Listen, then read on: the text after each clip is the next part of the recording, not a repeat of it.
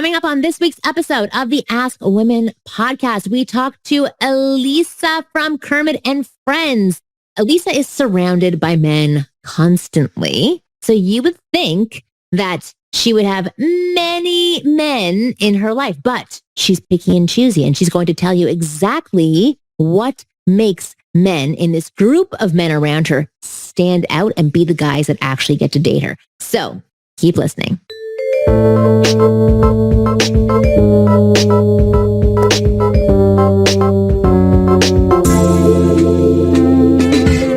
Hey, welcome back to another episode of the Ask Women podcast. This time we have 3 women on. It's been very rare lately that we've had actual women on. Well, Marni and I do count as women, but I'm your host, Kristen Carney. Sometimes is right. And we've got Marni Kinrys. And today we have Elisa Jordana from Kermit and Friends, which you guys might know from the Stern Show. And she's super hot. And we're going to talk about shit that guys want to know that is going on in a hot girl's mind. So thanks for joining us and being a hot girl. So we're going to be quiet for the whole episode and Elisa is going to talk. Exactly. I love being here. I'm very excited for this conversation. I'm new to this podcast and I can't wait to see what it's about.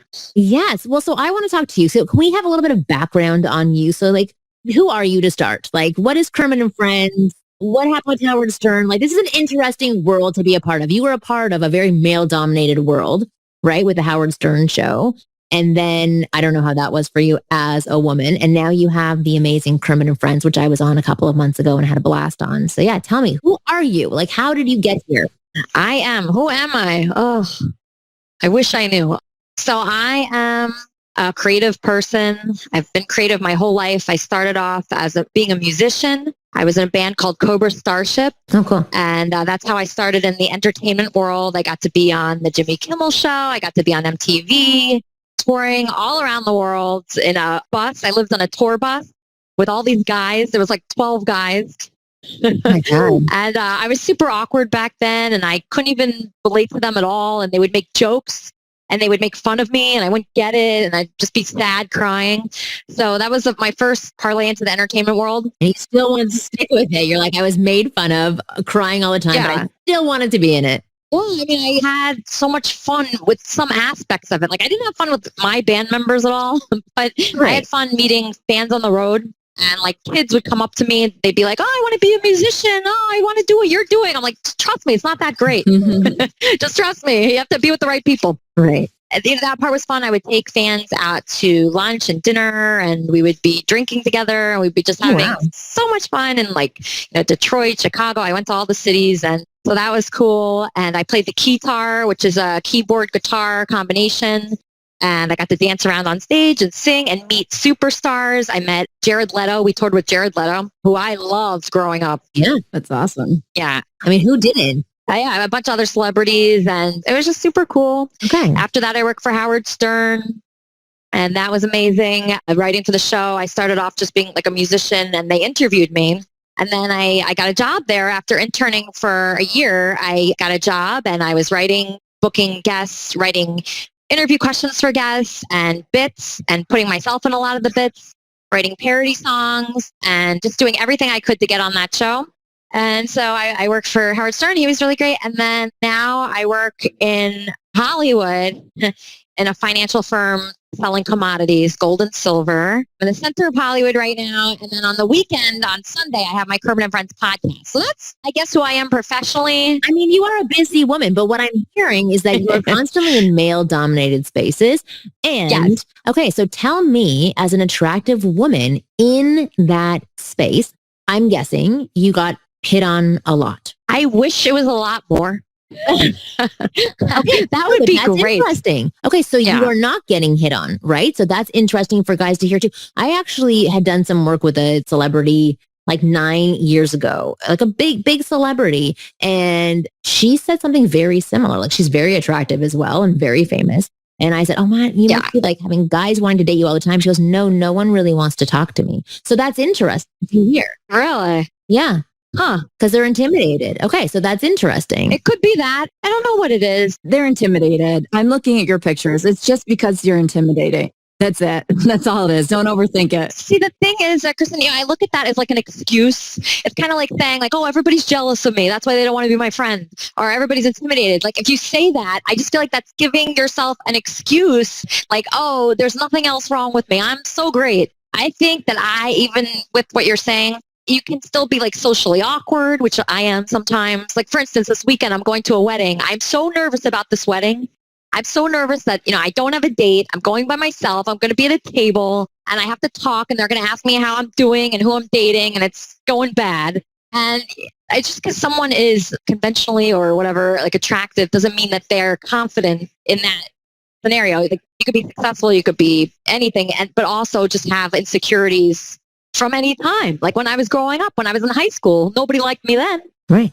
No, it's totally true. I think even hearing everything that you're saying is very helpful for guys because what we're trying to point out is like we're giving insight into, yes, somebody is attractive, but they may have other things going on. Right. And that's really. Yeah. They could have like huge mental problems. Like don't discount that. Anybody could have torture. I mean, I've been tortured my whole life by things, by anxiety, by depression, bipolar, like that kind of stuff.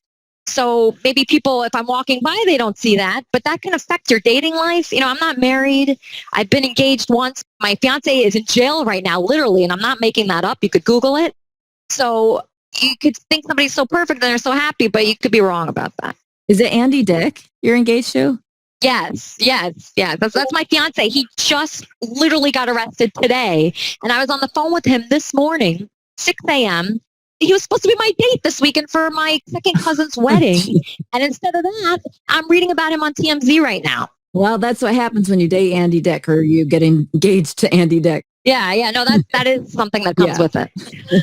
Oh my gosh. Okay. So Andy Dick is somebody that you are engaged to. So tell us about like attraction for you. Tell us when you are out in the dating world, because I was just picturing you working at Howard Stern surrounded by, these are not confident men who work at Howard Stern in that area, but like, who are the guys that you're interested in? Who gets your attention? Obviously, somebody like Andy Dick, who is outgoing, funny. I find Andy hot. I know that's crazy. And people, they don't believe me when I tell them I find Andy very hot. Like I love his face. His face is so cute and he is so transparent. And it's something that I don't like about guys is when they have a wall up and they pretend to be cool and, oh, I'm so rich. Oh, I'm so successful. I'm so good looking. I hate those guys. They make me want to puke.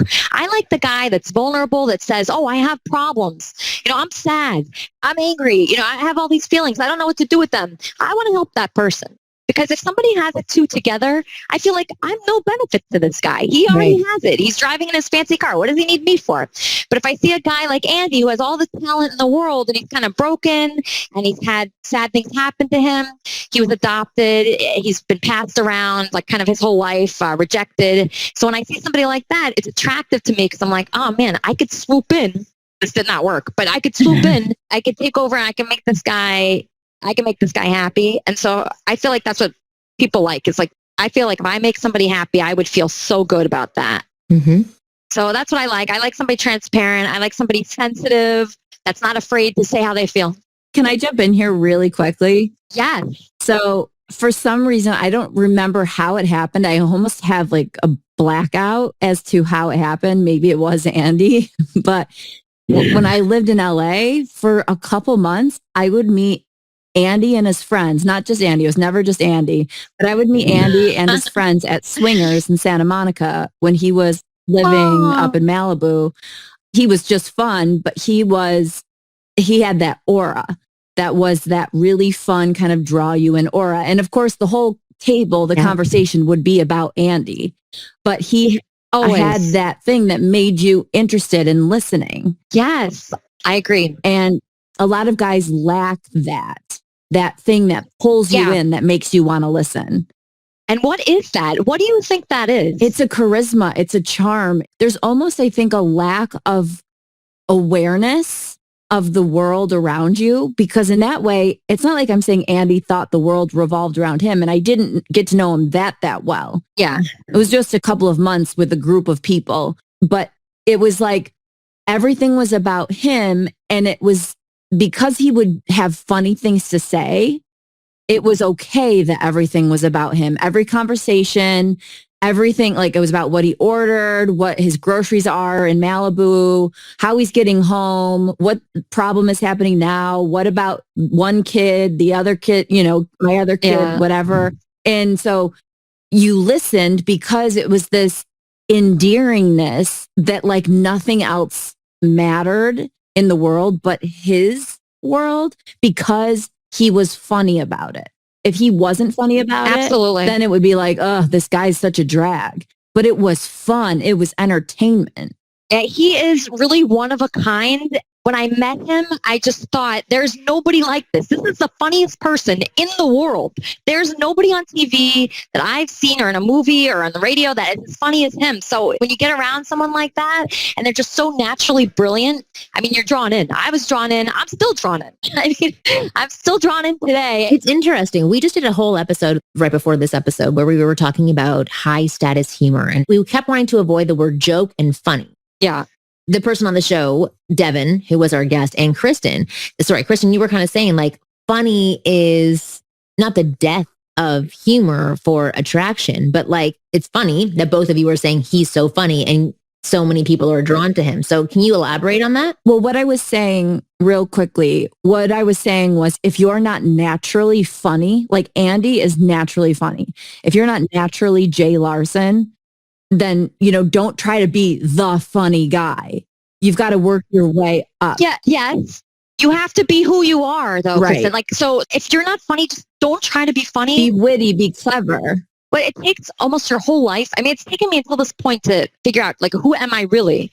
Who am I? And even still, I don't know. But if you're not funny, you shouldn't try to be the cool guy if you're not cool. Just be who you are. Just try to figure that out. I would say even before meeting someone, that is something that's like, in your life, that's a challenge. That's what you're working on. Like every year, who am I? What am I offering? What do I have to offer someone? What are my qualities? And yeah, I noticed that. In fact, people that get around Andy, they try to be funny and it's very sad. Yeah. Yeah, we would all be quiet.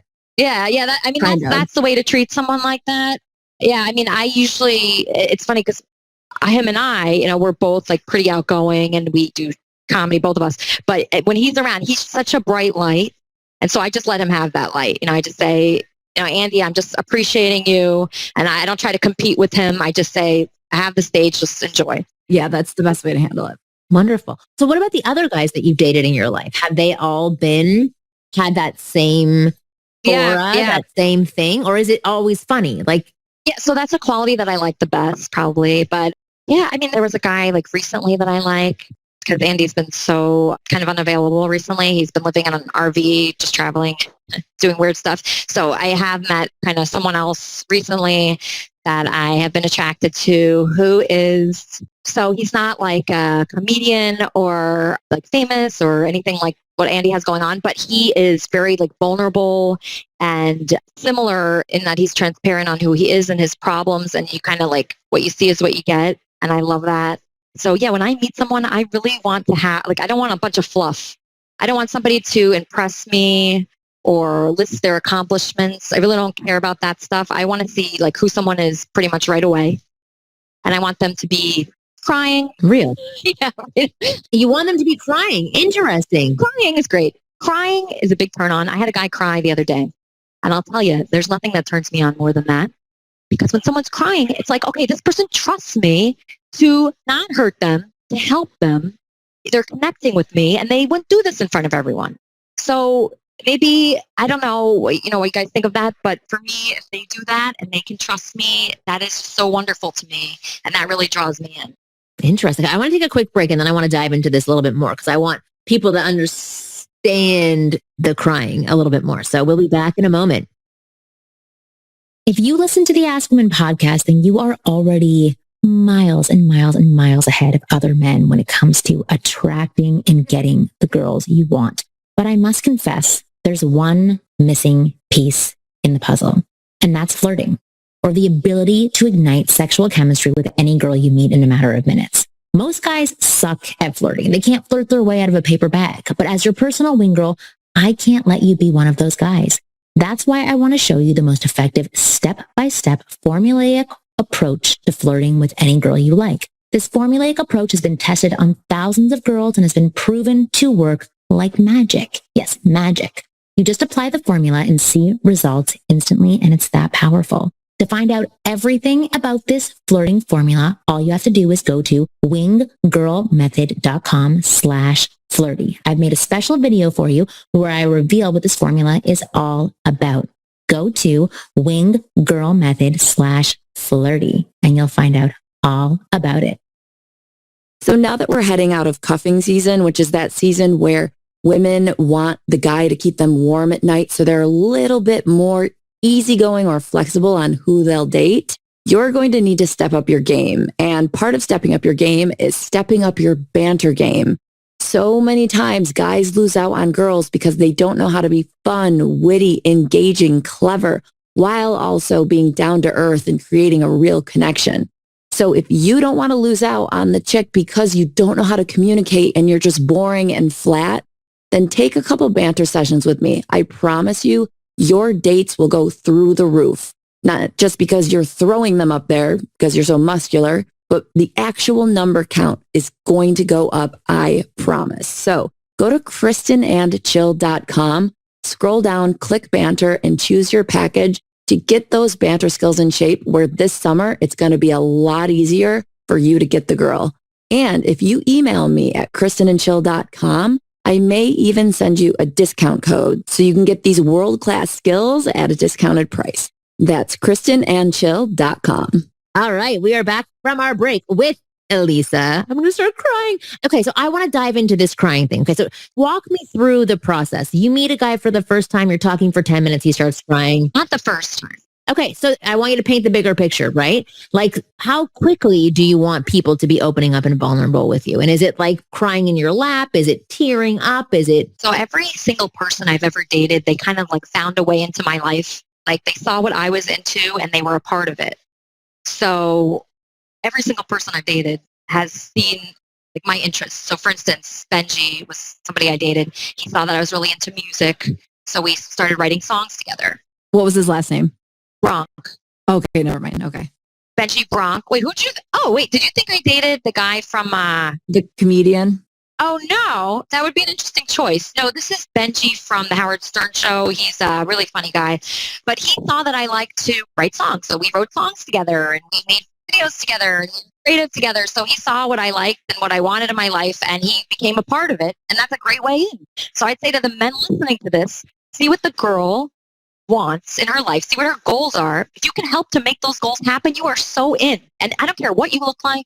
I don't care what you do for a living. If you can improve the woman's life, you have a very big shot. So that's every guy I've ever been with has been that guy. So they see what I like. Well, so tell me more about that, because to me that sounds like they did things to please you, which I know that's not what you're saying. No, okay. So you're saying they did things they switched up who they were to please you. Yeah. So to me, like just going on a regular date, like a dinner date, I could have dinner by myself. I want to connect with someone like intellectually, creatively. To me, that's a turn on. If I could write a poem with a guy, if I could write a children's book with a guy, if I could write a song, if I could be on a podcast, Okay. Which is amazing. So you're connecting with somebody, right? And that's what you're drawn to. What I'm hearing from you is it's not about like how they look, how much money they make. It's like, if I can connect to them, we share some loves together, not he's suddenly becoming into poetry and faking it to be into poetry because he knows that I like it. Is that correct? Or am I don't know if they were faking it or not, but it's very nice, even if they were faking it, to at least pretend to be interested in what I'm interested in. True. And still be interested in their own stuff or only be interested in things? Yes, and if I really like them, I will be interested in their stuff. I know I really like somebody when I start asking them questions and I actually care what the answers are. Right. So that's how I realized recently that I liked this one guy, is that, he started to tell me about his family and I actually cared about the answers. Yeah. When you start caring, when you say, oh, you like tennis? Oh, ordinarily I wouldn't like that, but because of you, I would buy a racket. Yes. It's the kind of guy I want to buy a racket to play with. So yeah, I think if somebody really wants to be a part of my life, they see what I'm into, they see what I want, and they try to make it happen for me. They try to be a part of it because I don't just want dinner and a movie. That's so boring. I've been doing that for 20 years. Right. Well, actually, so let me ask you a question. What do you like doing on dates? Well, one of my best dates ever was with that guy Benji I was telling you about. We would just like walk around Central Park and just think of funny jokes and bits and stories and just make each other laugh. Just a simple thing like that. Anything where you can really get into the person's mind and just figure out like, what is inside there? What does this person think about all day? What are they creating? They better be creating something. That's what I think. I mean, for me, it has to be a creative person that thinks that way. And that's just the kind of person, because I look at like God is the great creator. I think we all should be that in whatever we're doing. Even in like my finance job, I'm creative.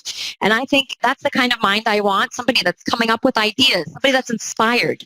If somebody's inspired, you have to bring that person to the date. You can't be just like plain questions. I don't want that. I'll leave in 1 second if that's what it is. What are you into? What's inside your mind? What do you want to build for yourself? What do you see for yourself? And how can I help you?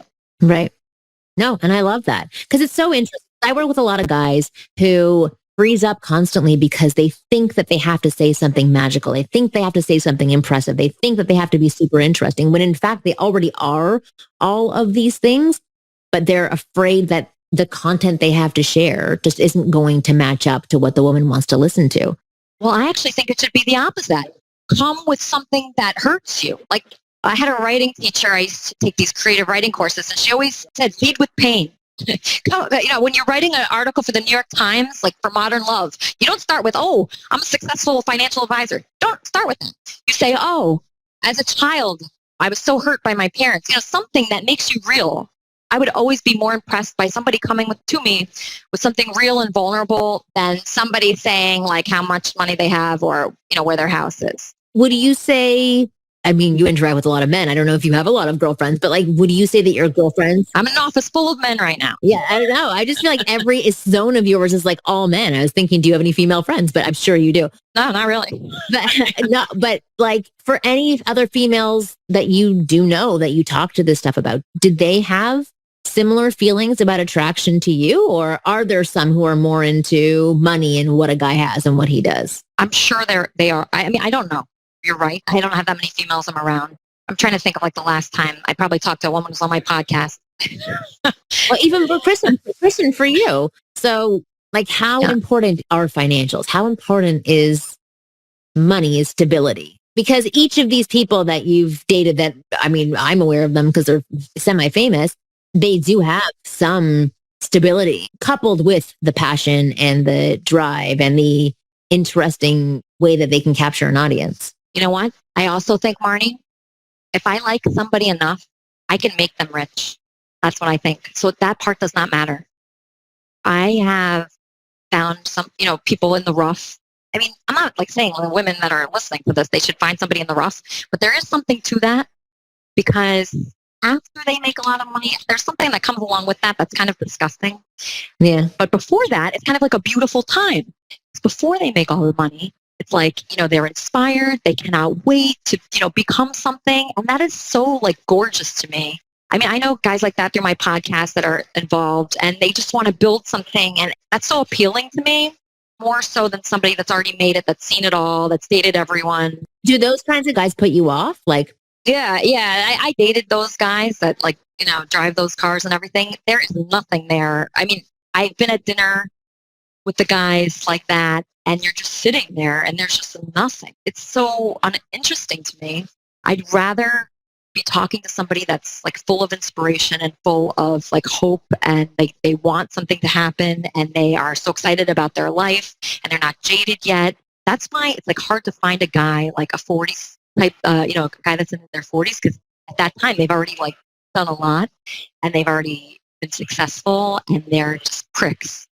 Hate to say it, but so I'm not fond of that. You haven't been able to meet somebody who is in their 40s and still sort of humble and driven and passionate. No. Interesting. Not like, because I'm in finance, so there's a... Right, they've all made it in their 20s. Yes, there's definitely a type. I used to work in finance as well, so I definitely know that. What if somebody was in finance, so they were emotionally stable, and they also had passion still to do things? Would you find that appealing? I mean, yes, I would. I've yet to see really that. If I rack my brain, I'd have to think. You'd have to give me a couple of weeks to think.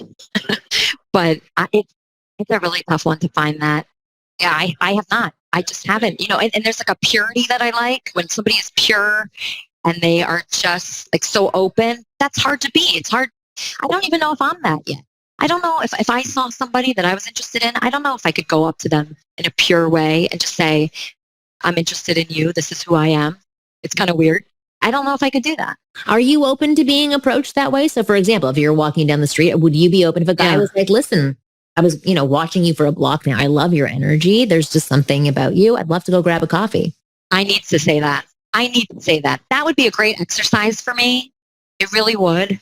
Well, what if a guy said that to you? Would you be open to it? I'd love it. I would. I would love it. And would he have to look a certain way for you to say yes to that? He'd have to be like in the general area of what I would go for. I mean, I've dated all kinds of guys. So you'd have to be attracted to him as well, but would... A little bit, yeah. At least a little bit, but a lot of the attraction for me doesn't come from the looks. It comes from like who they are and what I can see like being there. Mm-hmm. The potential. Yeah, so, but I don't think men should be afraid to do this.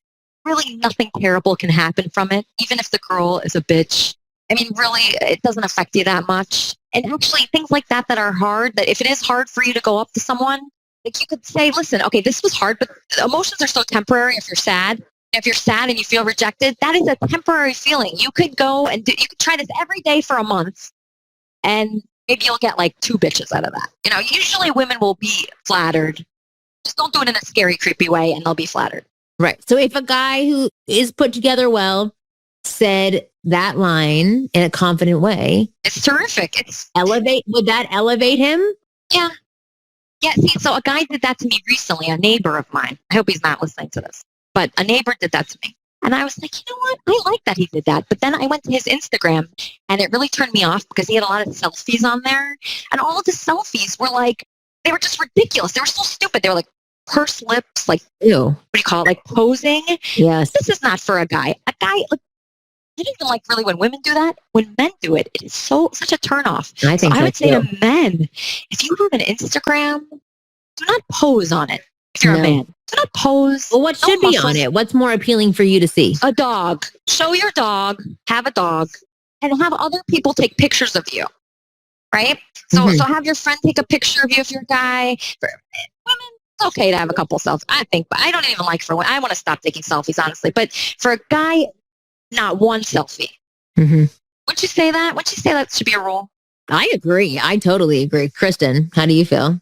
I mean, selfies, I always say they have to have a purpose. If there's like a moment that you need to capture because it's just a once in a lifetime moment, or you traveled alone and you made it to the top of Mount Everest. And then, okay. I love that. Yeah, I get the selfie. I love that. Yeah. Yeah. If you climb to Mount Everest, you're allowed to take a selfie. Other than that, no selfie. Right. Yes. I agree. That's a golden rule moving forward. Exactly. Wonderful. Yeah. All right. We're going to wrap up the show. But Elisa, thank you so much for coming on. So Elisa, why don't you tell people where they can watch Kermit and Friends? Okay. So Kermit and Friends is on every Sunday at 11 a.m. PST on KermitandFriends.com. Wonderful. Okay. So what are people going to get when they go there? What are they going to see? Oh, it's wild. It's crazy. You never know what to expect. We have great guests like Marni. She was on, and, she's so amazing, and we loved having you on there. And then we have our wild cast of regulars. We have Andy Dick. We have comedians. We have actors.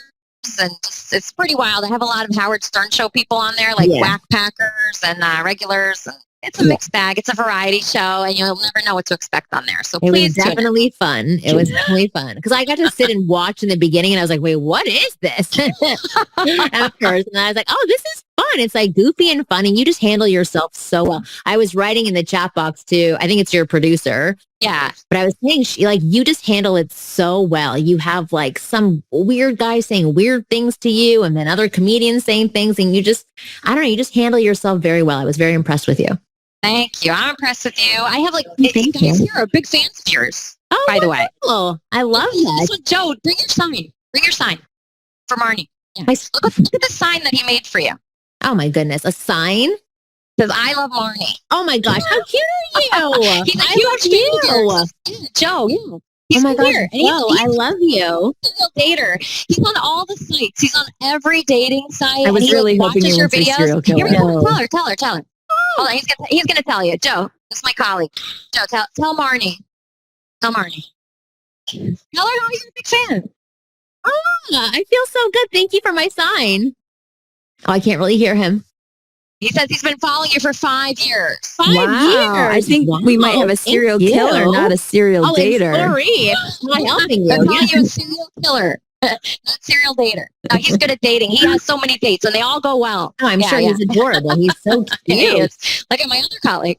There's so many cute men around here. It's wild. I know. Well, shake them up a little bit. If they're watching my videos, they should know about these things that you're talking about. Why are they not being passionate and being vulnerable with women? Okay, so all very good-looking men, very well dressed, but still not intriguing to you. Interesting. Very interesting. I'm a tough cookie. You are a tough cookie, but I love having you on. I love that you shared all of your information with us today. So thank you so much for being open and vulnerable and transparent with us. I appreciate it. I know the guys who are listening do as well.